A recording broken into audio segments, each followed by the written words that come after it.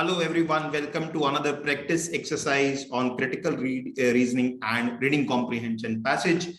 Today our theme is psychology, so I have picked up a passage and there are 5 questions that you need to answer. Let us begin. This is the passage. You can stop your video and read it and then we will go to solve the questions. All right. I'm sure that you must have stopped the video and read the passage. Let me very quickly tell you what the passage is about. So studies show that anxiety reducing effect of rituals can apply to almost any high pressure endeavor. All right. So this sets the tone of the passage, that the passage is about rituals. It says that anxiety reducing effect of rituals can apply to almost any high pressure endeavor. So rituals can affect the performance in any high pressure situation. That is something that is being said here. And then the subsequent part of the first paragraph and the second paragraph, it discusses about what they have found in an experiment. So in one experiment, what they did was they divided the participants into 2 groups. And both the groups were asked to perform a particular task, that is to sing. And what happened is that the one group, to one group they asked to perform a ritual before performing, and the other group were given instructions simply to sit. What they found out was the group that performed ritual, that performed well.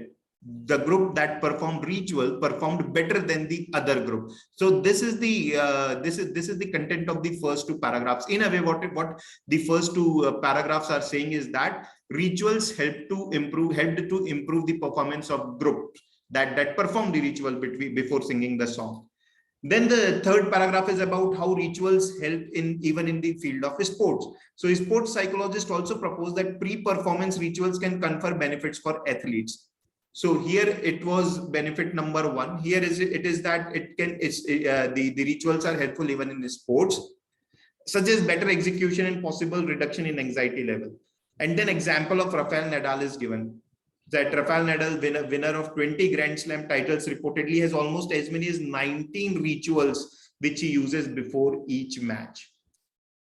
Right. Then in the next paragraph, what is it said is that there are also indications that rituals can help us cope with some of the most challenging periods of our lives too, such as when grieving. So even here, when you are very sad or when you are grieving, the example is given of if someone has lost the near one and dear one. So even then, rituals can help to reduce the anxiety or grief.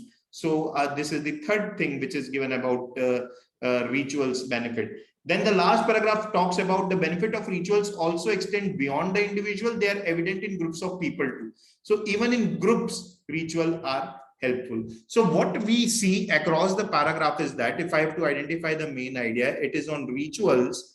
And there are several benefits of the rituals, both at individual level and the group level.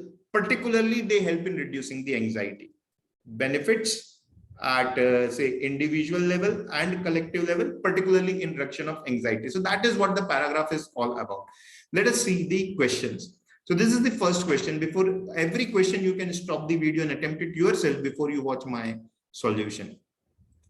First question is, which of the following is the essence of the passage? So essence of the passage is basically the main idea of the passage. So main idea of the passage is the content and judgment. So content here is rituals.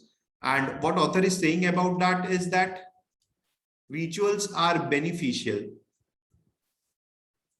in several cases, both at individual and in a group, particularly in reduction of anxiety. So let us see how rituals are beneficial for one and all. Looks a very tempting option, right? But this is not the right answer. Why? Because it has extreme word in it, for one and all.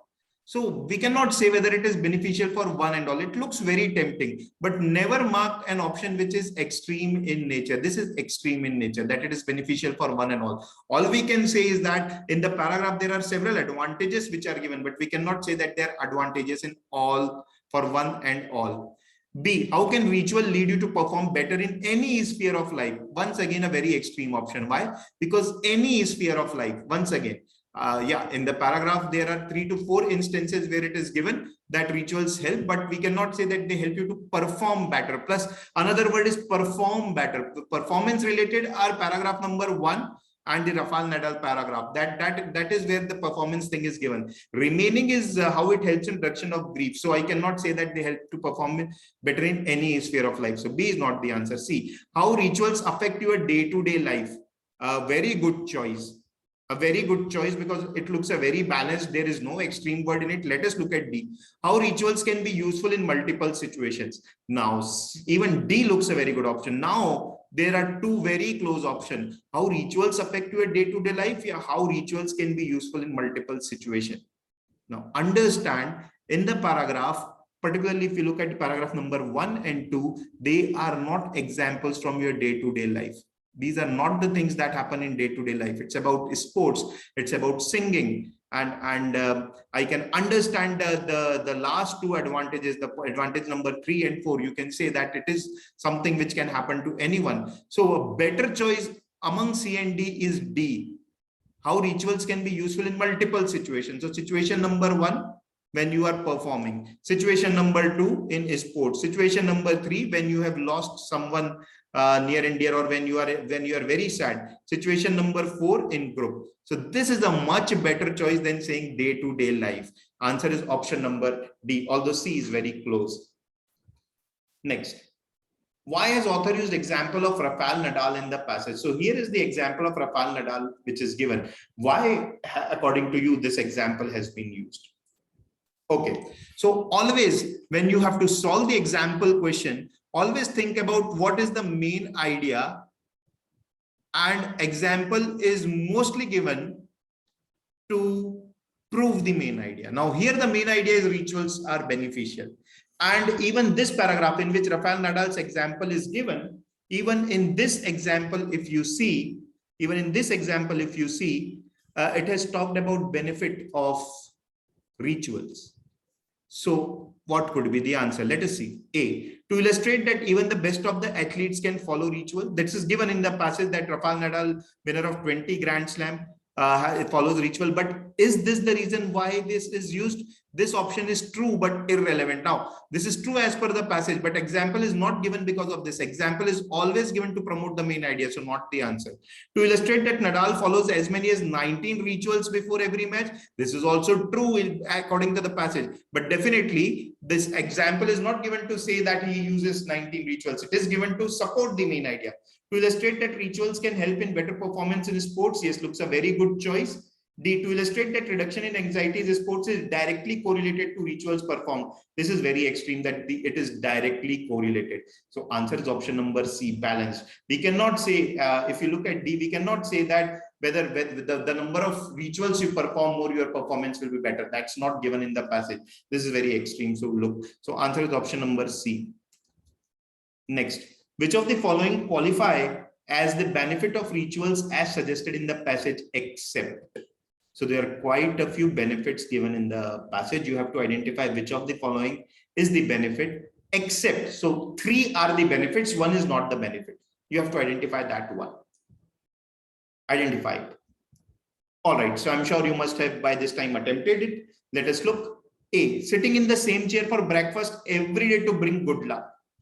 Don't know, I have to look at other option. Singing a school anthem to build a sense of belongingness in the students. Yeah, this is given. This is definitely given that in the groups, here it is given. Ritualistic behavior can improve social bonding when you practice it collectively. Example is given. Ritualistic chants have been shown to make football fans feel connected. So singing a school anthem, a ritual, and it helps to build a sense of belongingness. Very relatable example.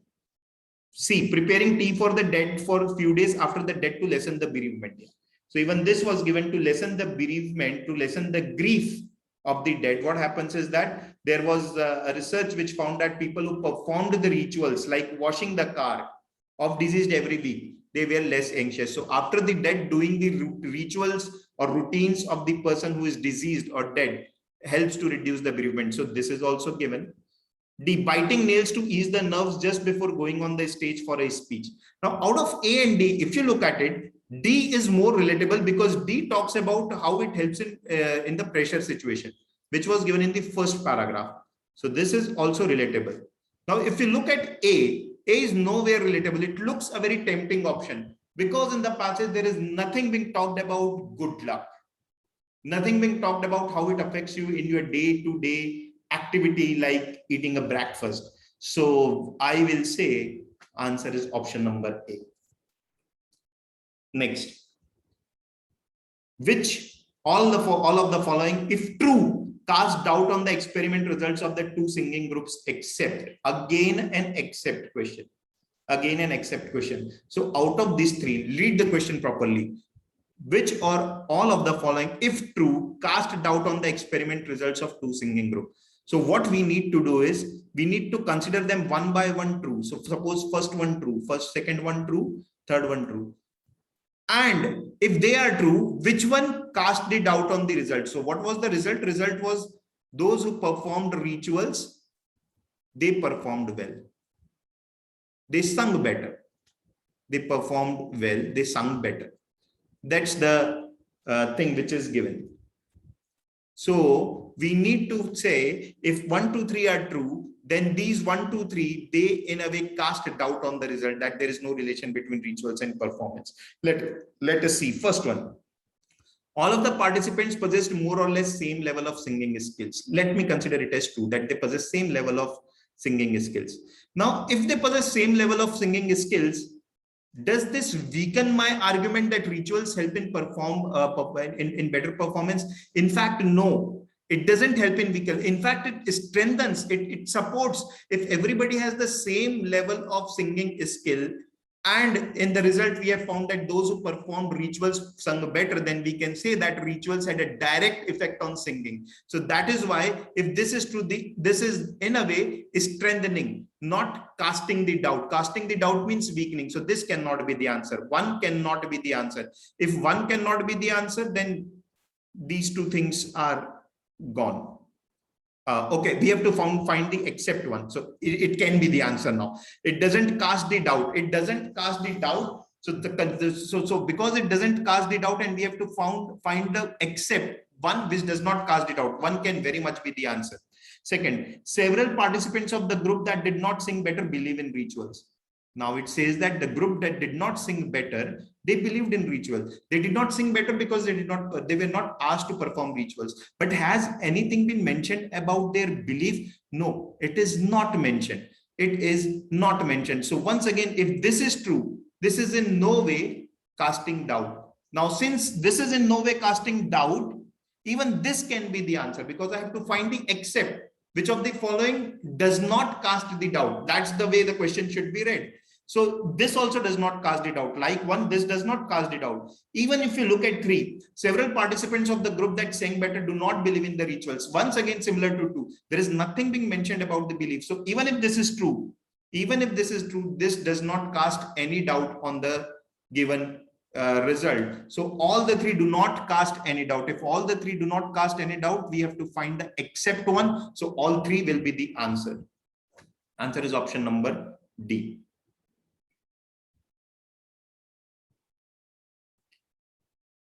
Next, for groups, evidence implies that rituals can stimulate intergroup bias. Suppose this statement is to be part of the passage. What is the relationship with respect to entire given paragraph?